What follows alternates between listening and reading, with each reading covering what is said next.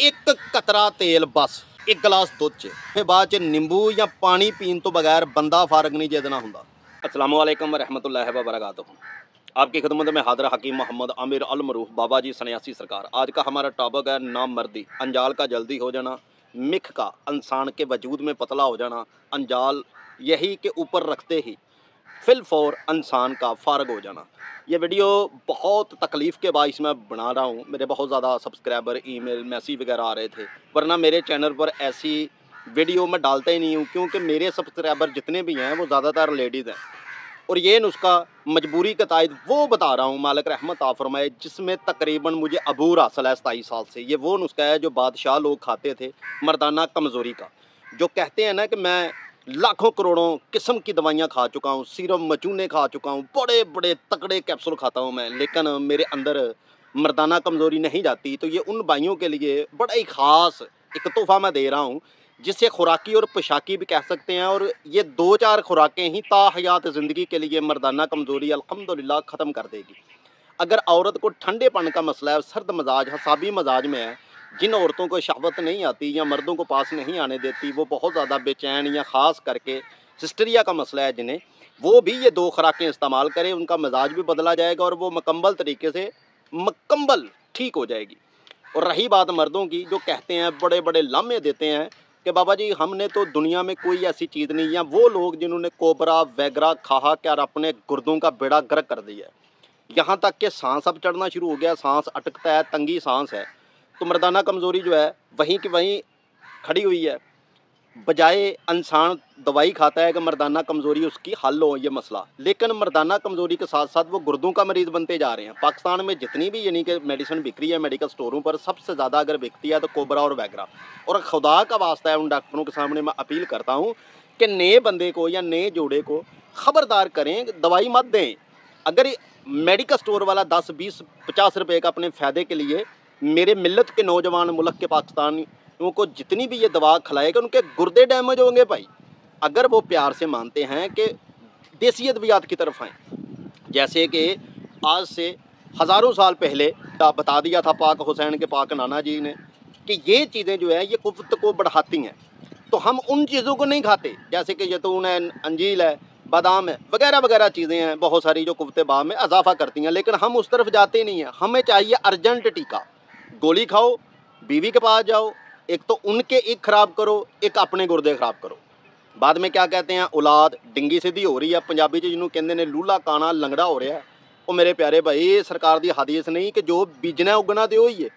ਜਦੋਂ ਤੁਸੀਂ ਆਪਣੇ ਲਾਲਚ ਦੇ ਵਿੱਚ ਆਪਣੀ ਔਰਤ ਨੂੰ ਬਾਹਰ ਵਾਲੀ ਔਰਤ ਸਮਝ ਕੇ ਬੰਦੇ ਇਸਤੇਮਾਲ ਕਰਨਗੇ, ਤੇ ਉਹਦੇ ਵਿੱਚੋਂ ਜੋ ਨਮੂਨਾ ਪੈਦਾ ਹੋਣਾ, ਫਿਰ ਉਹਦੇ 'ਤੇ ਸ਼ਿਕਵਾ ਕਿਉਂ ਕਰਦੇ ਜੇ ਮੇਰੇ ਰੱਬ 'ਤੇ? ਗਲਤ ਤੁਸੀਂ ਵੀ ਆਪ ਹੀ ਬੋਝਣ ਡੇ ਜੇ ਕਿ ਤੁਹਾਨੂੰ ਇਹ ਹੀ ਨਹੀਂ ਪਤਾ ਕਿ ਉਸ ਗੋਲੀ ਦੇ ਵਿੱਚ ਸੂਰ ਦੀ ਯਾਨੀ ਕਿ ਚਰਬੀ ਹੈ ਜਾਂ ਕਿਹੜੀ ਚਰਬੀ ਹੈ, ਖੰਜ਼ੀਰ ਦਾ ਕੀ ਮਾਦਾ ਉਹਦੇ 'ਚ, ਜਾਂ ਕਿਹੜੇ ਕਿਹੜੇ ਜਾਨਵਰ ਦੀ ਹੱਡੀ ਉਹਦੇ 'ਚ ਪੀਸੀ ਹੈ। ਜਦੋਂ ਖਾਣੀ ਹੈ ਤੇ ਠਹਿਰਨਾ ਜਦੋਂ ਤੇ ਬੱਚੀ ਜਾਂ ਬੱਚਾ ਪੈਦਾ ਹੋਣਾ ਹੈ, ਤੇ ਫਿਰ ਉਹਦੇ 'ਤੇ ਉਮੀਦ ਕਾਹਦੀ ਰੱਖਦੇ ਜੇ? ਫਿਰ ਕਹਿੰਦੇ ਜੇ ਕਿ ਭਾਈ ਅਸੀਂ ਆਪਣੇ ਬੱਚਿਆਂ ਨੂੰ ਬਹੁਤ ਕੰਟਰੋਲ ਰੱਖੀਦਾ, ਲੇਕਿਨ ਫਿਰ ਵੀ ਲਾਮੇ ਨੇ ਤੇ ਖਰਾਬ ਹੋ ਗਏ ਨੇ। ਇਸੇ ਵਾਸਤੇ ਸਾਡੇ ਅੰਦਰੋਂ ਖਿੱਚ ਮੁੱਕਦੀ ਜਾਂਦੀ ਪਈ ਹੈ। ਹੁਣ ਪਹਿਲਾਂ ਹੀ ਨਾ ਮਾਮੇ ਫੁੱਫੀ ਚਾਚੇ ਦੇ ਇਕੱਠੇ, ਪਹਿਲੇ ਦੌਰ 'ਚ ਸਾਡੇ ਦੌਰ 'ਚ 43 ਸਾਲ ਉਮਰ ਦੇ ਤਕਾਜ਼ੇ ਨਾਲ ਮੈਂ ਗੱਲ ਕਰ ਰਿਹਾ, ਇਕੱਠੇ ਪੱਠੇ ਪਾਣੇ ਖੇਡਣਾ, ਕੋਈ ਇਲਮ ਹੀ ਨਹੀਂ ਹੈਗਾ। ਹੁਣ ਤੇ ਜੰਮਦੇ ਬੱਚੇ ਨੂੰ ਅੱਲਾ ਸੱਚਾ ਜਾਣਦਾ, ਜੰਮਦੇ ਬੱਚੇ ਨੂੰ ਪਤਾ ਹੈ ਕਿ ਇਹ ਸ਼ੈ ਕਿਹੜੀ ਏ ਤੇ ਇਹ ਸ਼ੈ ਕਿਹੜੀ ਏ। खुदा का वास्ता जे किते बच्चियां सामने ऐसी गुफ्तगू नाल लूज टाकिंग कराया करो। अपने बच्चियां नूं कोल बिठा के मोबाइल ते कोई गंदी रील ना देखो, कोई फिल्म वगैरह, कोई शार्ट पिक्चर वगैरह ना देखो, बच्चियां ते बड़ा असर पैंदा। अच्छा, चलदे हैं नुस्खे की तरफ। नुस्खा इस्तेमाल करन तो पहलां 2 गल्लां ज़हन दे विच रखणियां तुसां कि ये नुस्खा इस्तेमाल अगर तुसां 1 तो 2 वार भी कर लिया, टोटल 4 दफ़ा करना पैंदा। इंशाअल्लाह मालिक की रहमत ने इस नुस्खे की शर्त है कि 30 साल उत्ते बंदा होना चाहिए पहला तो। इंशाअल्लाह मालिक की रहमत ने 80-85 साल की उम्र के अंदर भी ये नुस्खा तुहानूं 10 घोड़ियां वांगू मर्द रखेगा इंशाअल्लाह। सरकार फरमाते हैं कि बंदा तो घोड़ा कभी बुढ़ा नहीं होंदा, बशर्त उहदे पिछे खुराक होवे। ते खुराक अजकल जे बोतल पी के लेज कुड़कड़े खा लेने ने ते कहना कि साडी खुराक यार बुढ़े हो गए हैं, चिट्टे हो गए हैं असीं, ते फिर भाई कसूर तुहाडा है। फिर वो लेज ते बोतल वालियां दा कसूर नहीं हैगा। अजकल के मुंडे तो स्टिंग इंज शौक ना पींदे जिवें खून लवाण दे ने, अल्लाह सच्चा जानदा, लेकिन बाद च कहंदे ने मेदा तबखीर हो गया। नोट कर लवो, देसी आंडे लैने ने तुसां, देसी प्योर आंडे 12 आदत, उन्हां दीयां गुलियां कढ लैणीआं जिन्हों जर्दी कहा जाता है। ਇਹਨਾਂ ਨੂੰ ਜ਼ਰਦੀ ਨੂੰ ਹੱਥ ਨਾਲ ਇੰਝ ਮਾਇਲ ਕਰੋਗੇ ਤੇ ਪਾਊਡਰ ਬਣ ਜਾਵੇਗਾ। ਖਰਲ ਦੇ ਵਿੱਚ ਸੁੱਟ ਲਵੋ, ਖਰਲ ਪੱਥਰ ਦਾ ਹੋਣਾ ਚਾਹੀਦਾ। 1 ਤੋਲਾ ਅੱਕਰ ਕਰਾ ਸੁੱਟ ਲਵੋ, 1 ਤੋਲਾ ਜਾਫਲ ਸੁੱਟ ਲਵੋ ਇਹਦੇ ਅੰਦਰ।